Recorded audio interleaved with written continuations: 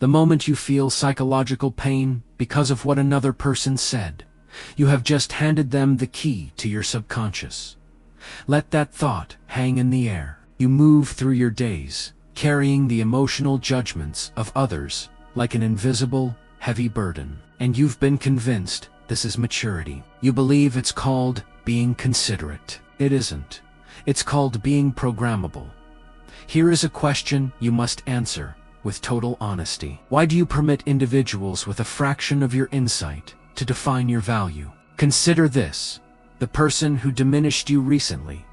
What is their actual legacy? What empires have they built? What qualifies them to evaluate you? Typically, nothing. They possess nothing. Yet their verbal darts still pierce your mental space. You're still mentally arguing with a phantom, defending yourself to an empty courtroom. And while you're draining your energy on someone irrelevant, they've already moved forward. They discarded their emotional waste in your direction and left.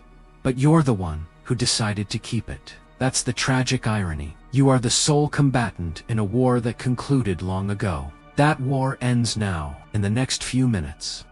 I will reveal the precise mental mechanism that renders you invulnerable to every slight, every critique, every shame-based strategy ever created. This isn't about fluffy self-esteem exercises. This is about a deeper, more formidable understanding that most lack the fortitude to apply. But you are not most people. You're here because you're exhausted by being emotionally maneuvered. You're done being a receptacle for others' discontent. So listen closely, because what you will learn will permanently alter your perception of influence. Type this phrase in the comments below: I am unreachable. Let's begin. Number 1. The true purpose of shame. Before we explore the methods, you must comprehend the underlying game. Shame has never been about ethics. It's about authority. When someone attempts to induce guilt, when they label you as self-centered, detached, or conceited, they are not offering constructive criticism. They are initiating a control protocol. They are trying to reset your position. They are attempting to neutralize your assertiveness. Let me clarify. Each instance of attempted shaming is what I term a compliance probe. They are testing to see if you still require their endorsement. They are verifying if you still fear exclusion, still crave acceptance, still need to be liked. In the instant you respond, the moment you justify, clarify, or express regret, you have just verified their leverage over you. You've transmitted a signal. Your judgment affects me. Your validation is necessary to me. And now they have a foothold. This is the cage. This is what traps the majority in a life of unremarkable existence. They waste years seeking to validate themselves to spectators, striving to earn respect from those who will never grant it, trying to gain entry to a tribe that will never truly welcome them. Here is the reality. Few acknowledge. You can only be shamed if you desire inclusion. The individual who is indifferent to assimilation cannot be shamed. The person who has abandoned the craving for collective approval is impervious. They can sling any label they wish. It fails to connect. It's like shouting into a void. A historic strategist observed that one must possess the cunning to see snares and the strength to deter predators. You require both. You must perceive the social shame trap for its true nature, and you must have the resolve to depart from the crowd, to become untouchable. You must relinquish the need to belong among those who do not lift you higher. You are not part of that flock. You never were. You are the exception. You are the subject of their whispers. You are the source of their apprehension. And once you embrace that, once you truly absorb that, you do not need their sanction, their blessing, or their endorsement. Their influence over you evaporates. Every towering figure who has ever achieved magnitude has been subjected to name. Every pioneer, every visionary, every person who rejected insignificance has been shamed by the multitude. The crowd will always attempt to drag you down. It isn't personal. It's their instinct. They are like creatures in a container, pulling back any who try to climb out, not from malice, but because an escape reminds them they chose to remain. So when someone tries to shame you, The subtext is clear. You are attempting something I fear to attempt, and I need you to cease, so my own inaction feels justified. That is the entire match. The decision is yours. Will you let them prevail? Will you diminish your light to soothe their discomfort? Will you apologize for your drive while they applaud their own stagnation? Will you let their doubt chart your course? Or will you recognize shame for its true function, a tool used by the insecure against those bold enough to seize their own authority? Now, type this in the comments. I seek no validation. Number 2. The power of absolute non-reaction.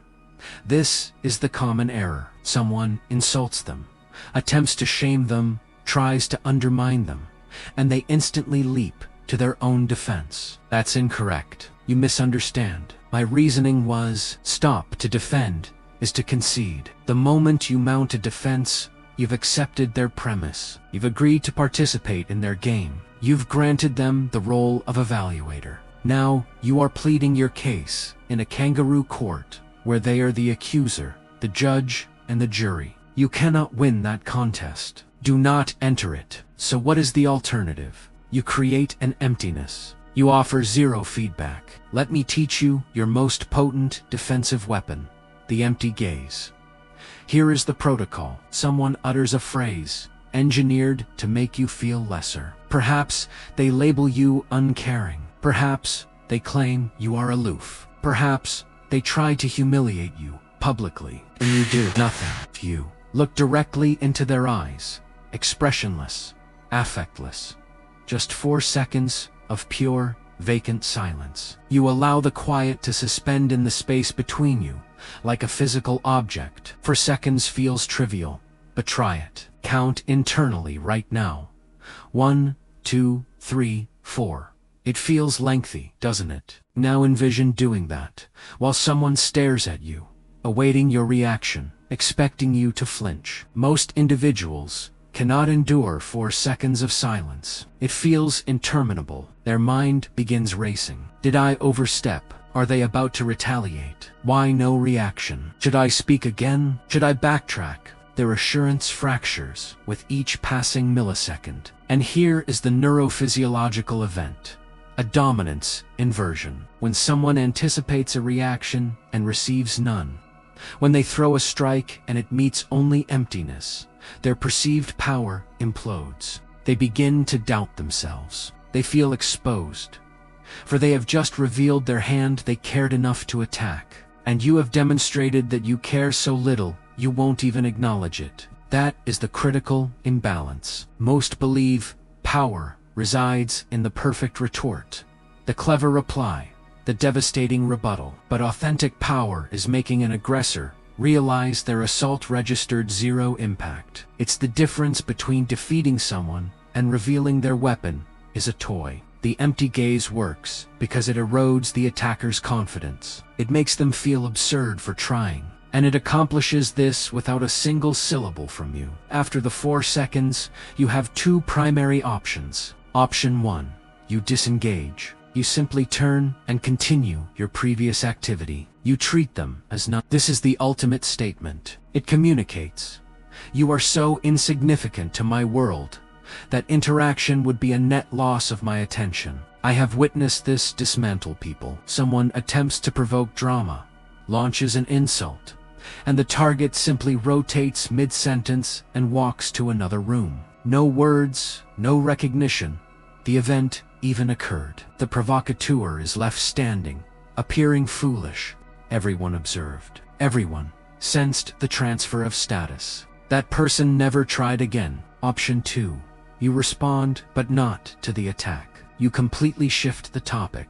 You behave as if their words were never uttered. This is profoundly effective because it signals their comment wasn't noteworthy enough to address. Imagine someone says, "You're incredibly vain." You simply hold the empty gaze for 4 seconds. Then ask, is the project timeline still on track? Or are we confirmed for dinner? You have communicated something devastating. Your assessment of me ranks below the most mundane detail of my agenda. Both paths achieve the same objective. You refuse to enter their constructed reality. Remember this: you do not win the debate. You delete the opponent's confidence in even attempting to debate you. After you execute this once or twice, people cease trying. They learn that attacking you is like striking a granite cliff only. Their fist suffers. And the magnificent part: you never expressed anger. Your voice remained level. You never surrendered control. You merely declined to participate. That is genuine authority. Type this affirmation: stillness is strength. Number 3. Inverting the dynamic. Now, we advance further. Sometimes silence is insufficient. Some individuals are relentless. They desperately crave that reaction from you. They need to feel they've penetrated your defenses. So this is where you completely reverse the narrative. I call this the embrace strategy. If someone shames you for being cutthroat, unfeeling, self-interested, prideful, or any other perceived flaw, you agree with them, not with sarcasm, not defensively. You simply concur. You are so heartless. You are correct. I can be. You only look out for yourself. Accurate. You're relentless, without a doubt. And then you voice the 2 most potent words you can master, and so, that's it. And so, observe the cognitive disruption. They anticipated conflict. They expected you to defend, to explain why you are not those things, to disprove them. That is where they derive their gratification from. Watching you fret, from watching you value their opinion. But instead, you accepted their label and returned it to them, intact. Because here is the consequence they never anticipate. The instant you claim ownership of the insult, its potency vanishes in their grasp. Ponder this. If someone calls you greedy and you expend energy arguing your generosity, you've just proven their opinion carries weight. You've granted them leverage. But if someone calls you greedy and you state, yes, I value my resources, and so, what is their move? Nothing. They cannot shame someone who rejects shame. They cannot induce guilt about a trait you openly acknowledge. They cannot exploit an insecurity you do not possess. Another illustration. Someone claims, you're incredibly pompous. The common reaction is panic, a rush to prove humility. I'm not pompous. I'm just assured. Cease pleading. Cease explaining. Cease defending. Instead, attempt this pompous, perhaps, but I'd prefer that to being obscure and overlooked. See the transformation. You took their barb and forged it into a declaration of autonomy. You didn't reject it. You didn't defend it. You adopted it and forced them to reconsider their stance. This is what I term dynamic inversion. They tried to place you in the dock, and you simply stepped out and assumed the bench. But we continue. After you agree, after you claim it, after you say, and so, you deliver the counterquery. This question is designed to unveil their insecurity, to make them conscious of their true motive for the attack. Consider these examples. Is your own existence so unfulfilling that mine requires your commentary? Do you feel elevated now? Does evaluating me lessen your sense of inadequacy? Are you aiming to persuade me or yourself? Note what these inquiries accomplish. They do not defend you. They redirect the spotlight onto them. They compel them to face their own motivation. Why did they attack? Because an element of you threatens them. Because your certainty highlights their uncertainty. Because your refusal to apologize makes them question their own frequent apologies. The question forces that truth into the light, and most cannot withstand it. They will falter. They will retreat. They'll claim, it was a joke, or I was only trying to assist, or another pretext. That is your indicator of victory. But the crucial element: you must pose the question with utter calm. No irritation, no emotion, only sincere curiosity, as if inquiring about the weather. Because remember, the party who maintains composure owns the frame. If you deliver it with heat, you've lost. For now, they can retort. Observe, you're overly sensitive. I was joking, and you became emotional. But if you deliver it with placid curiosity, they have no refuge. They must either admit to an attack or admit to a humorless jest. Either way, they are defeated. A concrete scenario. You're at a gathering and a relative states, "You certainly consider yourself superior, don't you?" The typical reply, "No, I don't. That's not true. That is incorrect." Here is your reply, superior. No, simply distinct. And so, pause. Let it linger. Then, does it unsettle you that I am at peace with being distinct? Watch them grapple. Watch them. Recognize they've revealed their own unease. You didn't assault them. You didn't defend. You simply presented a mirror. That is dynamic inversion. That is how you disarm people without a single physical act. And after you apply this a few times, people stop testing you. They learn that trying to shame you only highlights their own frailties. They learn you are not a soft target. They learn that engaging you is like grasping a live wire. They receive the shock, your reputation transforms. People begin cautioning others. Don't attempt that with them. It will reverse onto you. And that is precisely the objective. You want hesitation before disrespect. You want it known that engaging in psychological games with you is a futile endeavor. Not because you are vicious, but because you value yourself too highly to entertain devaluation. A strategic thinker once noted that the caliber of those around you reflects your own acumen. The same applies here. The instant you cease justifying yourself to those who haven't earned a hearing, the quality of your circle will elevate dramatically. I am self-possessed. Number 4. The impregnable core.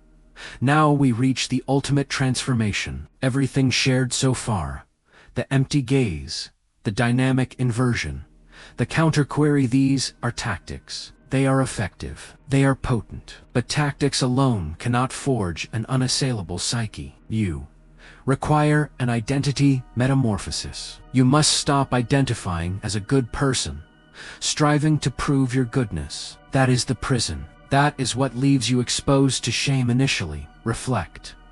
Why does it sting when someone calls you self-interested? Because you were conditioned to believe self-interest is condemnable. You were programmed to think virtuous people constantly sacrifice, always prioritize others, endlessly give. But who installed that program? And for what purpose? Here is the uncomfortable fact. You were taught self-denial by systems and individuals that benefited from your compliance. Authority figures desired obedience for easier management. Social circles appreciated generosity from which they could draw. Partners valued accommodation that suited their preferences. No one profits from your self-abnegation more than those not reciprocating it. I will explain why. Because self-sacrificing individuals are simple to direct. Those who constantly place others first will never challenge established structures. Those who can be guilted into giving are perpetual resources for their environment. The good person tag is not a badge of honor.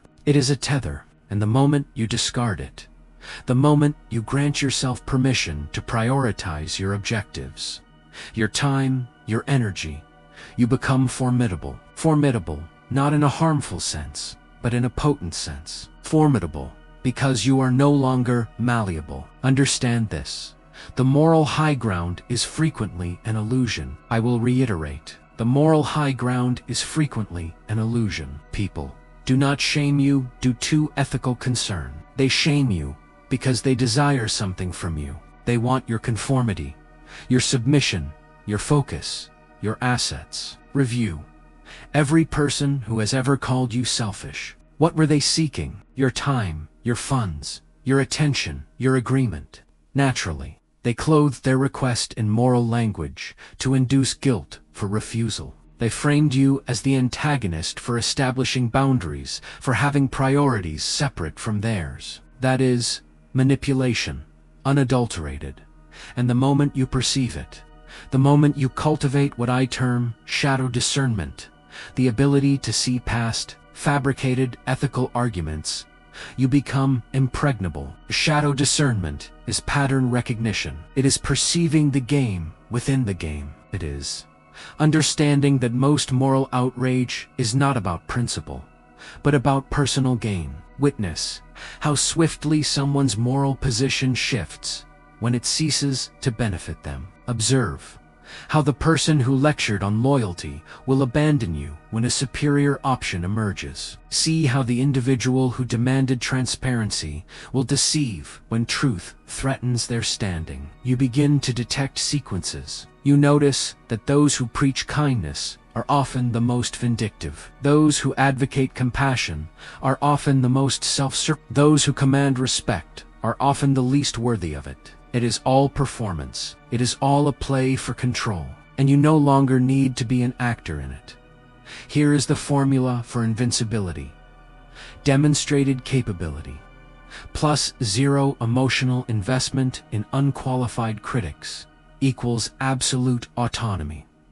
Let me decode that. Demonstrated capability means you are genuinely proficient. You produce outcomes. You resolve issues. You create things of value. This is mandatory. You cannot counterfeit this. You must undertake the work. All tactics are useless if you are unskilled. If you cannot support your self-assurance with actual skill, people will see through you, and rightly so. But when you are authentically competent, when you consistently deliver, when you solve problems others cannot, you earn the right to be selective about whose perspectives matter. Capability is your armor. It shields you from substantive critique. When someone tries to dismantle you, and you can reference your record, your results, the tangible value you generate, their words lose force. Zero emotional investment in unqualified critics means you stop caring about the opinions of those who haven't achieved what you pursue. It doesn't imply you are cruel. It means you are discerning. It means you only heed feedback from individuals at the level you aspire to reach. Everyone else, their view is static. When you fuse these two elements, you become unassailable. You are too capable to be ignored, and too detached to be manipulated. People cannot tear down someone standing on a foundation of real accomplishment, and they cannot guilt someone who simply does not value their judgment. You enter a space and someone attempts to belittle you publicly. They comment on your attire, your decision. The room awaits your response, and you offer none. You simply give them the empty gaze for 4 seconds, then resume your prior dialogue. You don't defend. You don't explain. You refuse to acknowledge their power play. The atmosphere shifts. Everyone just witnessed an attack fail. Your standing rises. There's falls. Later, someone asks, "Weren't you offended?" And you are genuinely puzzled by the question, because you weren't. You didn't even classify the event as significant enough to warrant an emotional response. That is the impregnable core. That is what we are constructing. This is what the great strategists understood. This is what every formidable individual in history grasped. Your reputation stems not from being adored, but from being regarded. And regard springs from capability and limits, not from amiability. It has been said, it is safer to be regarded with gravity than loved. If one cannot have both, I am not advising you to instill fear, but I am insisting you cease striving to be universally cherished. Stop trying to be everyone's favorite. Stop seeking approval from those who will never grant it. Build your capability. Set your boundaries. Guard your energy, and let the critics lament, because here is the ultimate truth. The same voices that shame you today will applaud you tomorrow. Once your success is undeniable, they will pretend they always supported you. They will claim they were merely providing tough love. Do not forget their words during your ascent. Do not forget their attempts to halt you, and do not readmit them once you have arrived. I have observed this cycle endlessly. Someone labors in obscurity for years. They are ridiculed, criticized, told their pursuit is futile. Then they break through, and suddenly, those critics arrive with congratulations and feigned camaraderie. I always knew you had it in you. No, you didn't. You advised them to surrender. You declared it impossible. You labeled them a fool. But now that association might be beneficial. Now that there is something to gain, suddenly you are their champion. That isn't support. It is exploitation, and you must recognize it as such. This is the impregnable core. This is authentic liberty. You are not attempting to be good. You are attempting to be effective. You are striving to build something meaningful. You are choosing to live by your own code. And anyone disturbed by that can observe from a distance. Now, type this final phrase. I am beyond reach. So, here we stand. You've learned the empty gaze. You've mastered the dynamic inversion. You've seen how to construct the impregnable core. But this knowledge is inert, without application. Insight, without execution, is merely diversion. And I did not create this to divert you. I created it to equip you. So here is your directive. The next occasion someone attempts to shame you, you will not defend. You will not explain. You will not apologize for your existence. You will recall this lesson. You will deploy the empty gaze and observe their discomfort. You will own their accusation and watch their tool break. You will pose the counterquery and witness their realization of true motive. And you will depart, knowing their leverage over you is absolute zero. People can only shame you with your consent. They can only make you feel small if you agree to contract. They can only steer you if you surrender the wheel. So stop surrendering it. This isn't about malice. This isn't about cruelty. This is about safeguarding your inner peace. This is about refusing to let average minds pull you toward their median. This is about constructing a life where you are accountable only to yourself. The right people will respect your limits. The right people will value your resolve. The right people will never shame you for your ambition, your directness, for being unapologetically who you are. Do not subscribe to this channel for more content. Subscribe if you are prepared to become ungovernable. Subscribe if you are ready to cease apologizing for your aspirations. Subscribe if you are weary of minimizing yourself to comfort others, because that is the purpose of this space. True autonomy, strategic understanding, uncomfortable verities. If that unsettles you, good. It should. This path isn't for everyone, but if you're still here, if you've absorbed this far, then you are not everyone. You are different. You are prepared. So here is your final instruction. From this instant forward, if someone tries to shame you, do not become angry. Become superior. Be composed. Be untouchable. Demonstrate that their words hold no weight. Their opinions are irrelevant, and they themselves are inconsequential. Not from hatred, but because you have transcended their level. Build yourself into someone they cannot access. Build yourself into someone they cannot affect. Build yourself into someone they can only discuss. Be the individual they caution their peers about. Be the individual they recount in stories. Be the individual they cannot forget. And hold this truth: they cannot break what they cannot even contact. Now proceed, and never permit them to diminish you again. Final CTA. If this shifted your perspective, hit the like button. It supports the channel Dark Psychology, coded and fuels our mission to decode the mechanics of the mind. See you in the next one.